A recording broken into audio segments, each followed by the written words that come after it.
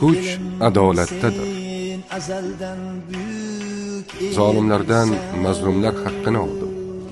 Zolimlar yetkazgan ashyoviy va jismoniy zararlarni isbotlaganimdan keyin ularni shariatga muvofiq odamlar o'rtasida muhokama qildim va bir gunohkorning o'rniga boshqasiga jabr zulm o'tkazmadim.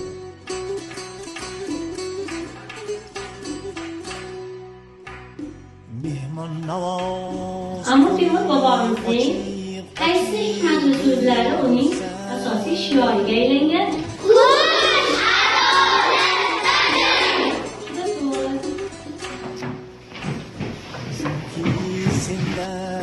Biz kim mulki Turon, amiri Turkiston, millatlarning eng ulug'i boshbug'unimiz. Bizni kimligimizni bilmoqchi bo'lsin.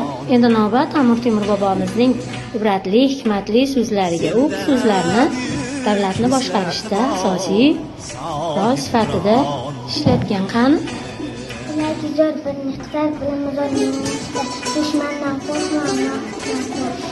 Mana shunday so'zlar bilan u askarlarga nima bergan? Ruhiy dalda bergan. Men eng yaxshi qurol.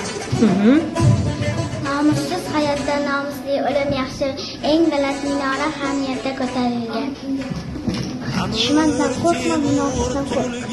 Kuch adolatda bo'ladigan o'rnin qalbimizda nomussiz hayotdan nomusli o'lim yaxshi. Og'zimga qon to'lsa ham dushman oldi. Temur bobom o'rgatiga bizlar amal qilamiz. Qadamlarni dadil tashlab olg'a qarab yuramiz. Do'stlik va mehribonlik eng katta boylikdir. Amir Temur 14-asrda yashagan. U buyuk sarkarda va hukmdor edi. U ko'plab davlatlarni birlashtirgan va adolatli boshqarishga harakat qilgan. U jasoratli dono va shaxsiyatga sabr. U ilm va bilimga juda e'tibor bergan. Hozir ham u tarixdagi jasoratli. Mana Nur Muhammedova Amina qizimiz Amir Temur bobosining rasmini askada tasvirlayapti. Amir Temurning haqiqiy ismi Temur Tarag'ay Barlos bo'lib 1336-yil 9-aprelda Kish yaqinidagi Xo'ja Ilg'or qishlog'ida dunyoga kelgan. Amir Temur shaxmat ashaddiy ishqibozi bo'lgan. Rahmat.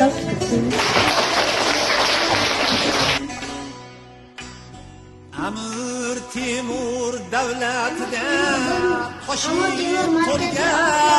turgan buyuk matematik va astronom Mirzo Ulug'bekning bobosi Boburning katta bobosi bo'lgan. Yana qo'shimchalar bor.